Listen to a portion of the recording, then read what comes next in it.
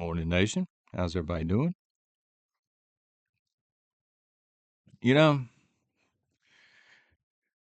you never know what you're going to find at Walmart.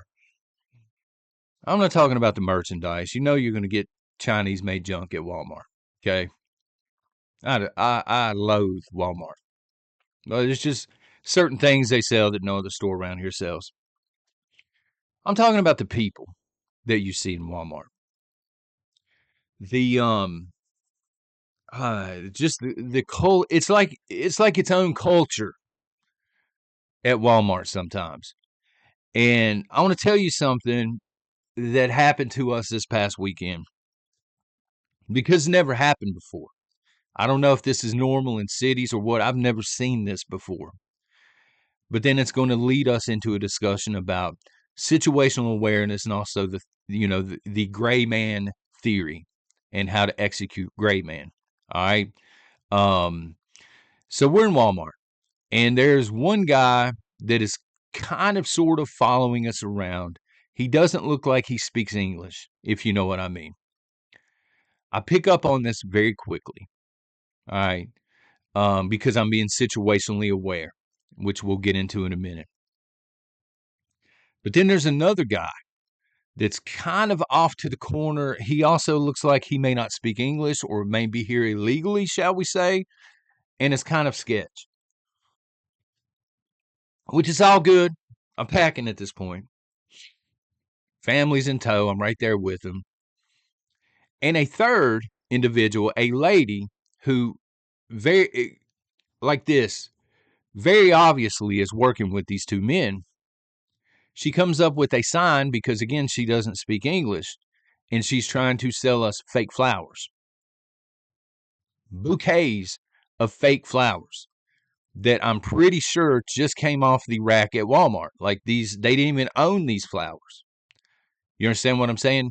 They had apparently made a bouquet of flowers. And so at this point, I'm thinking, all right, one of two things is going on. They're either trying to scam people and get money because they came here legally and they have no money. Maybe they should have went to New York. Everything's paid for there, from what I understand. But I digress. Or something criminal is about to happen. You understand? And I'm going to have to give a police report when I drop these fools on the floor and they got the yellow tape out.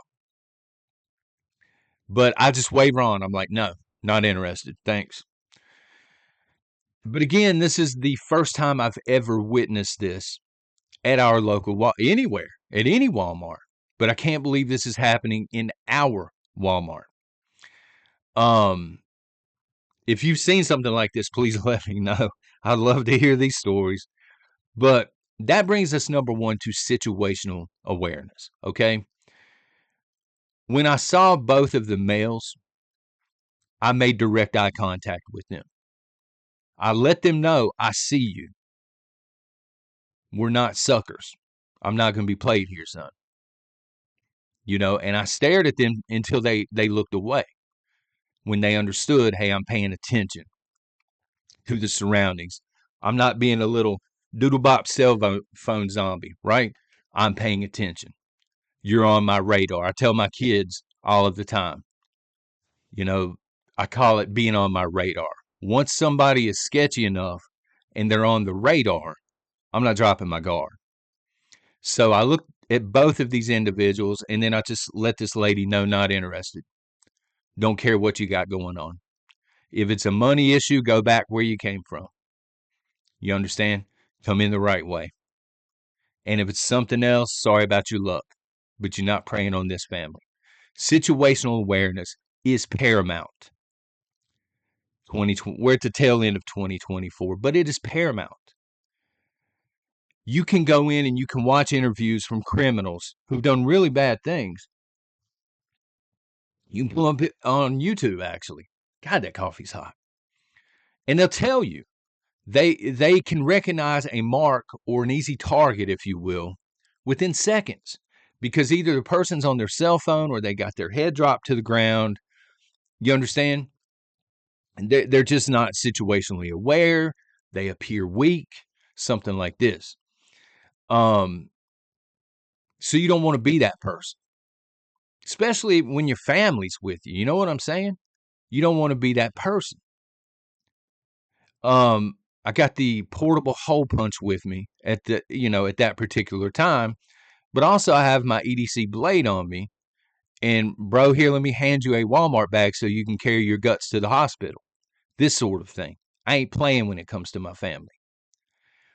So situational awareness is not only running the radar at all times to figure out, if something weird is going on, but it's also about making direct eye contact and letting the person in question know I'm not a mark.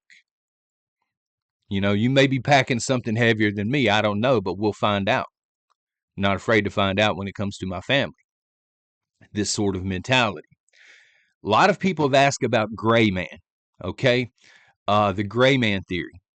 So the Greyman theory, I'm going to try to explain it to the best of my ability. Maybe somebody out there is more of an expert. I don't claim to be an expert on it. This is my understanding of the Greyman theory, all right? And I think it would apply both in rural America and in a city, but in different ways. And I'll get into that. So if I'm in a city, for example, I'm trying to get out of the city. I mean, who ain't trying to, what is going on with the lighting? Who ain't trying to get out of the city? Oh boy. Should already be out of the city, but I ain't trying to lecture you this morning, okay? My God. New lighting rig is on the way, folks. When we go offline, I should have it. So, trying to get out of the city. I'm trying to carry a rucksack.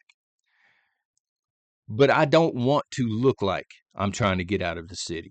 And I don't want to carry a rucksack that is going to draw attention. You want to blend in with your surroundings. You want a plain looking rucksack, not a camoed up one that says Trump 2024 on it or something like this. I'm just trying to get out of the city.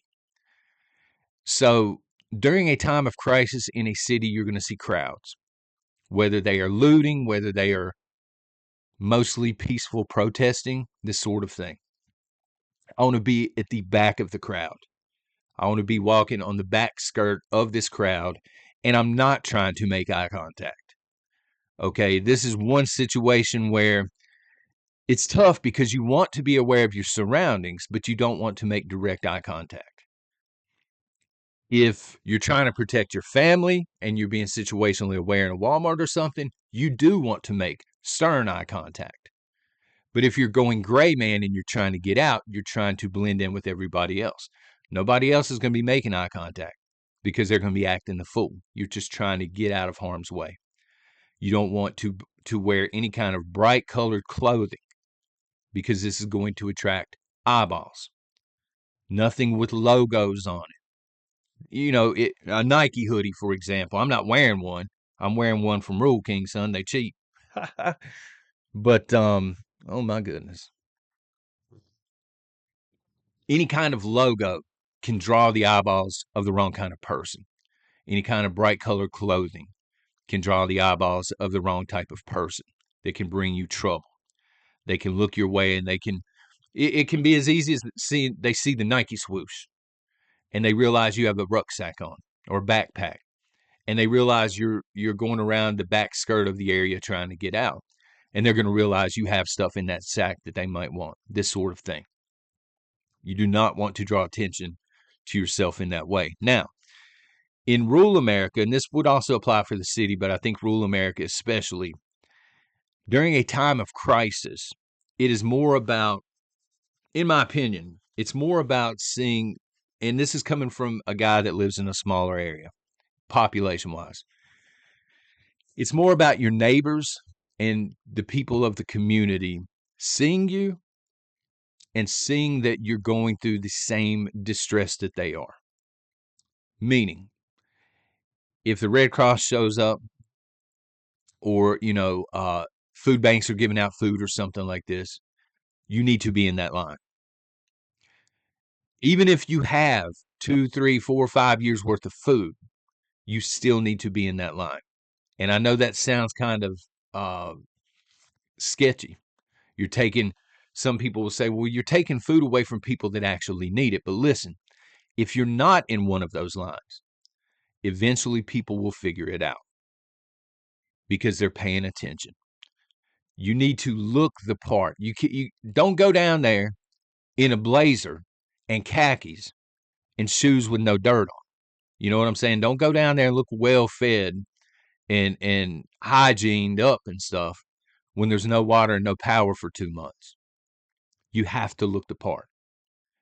If people look miserable and they're poorly dressed and they look like they're very hungry, you need to be in that line looking the same way.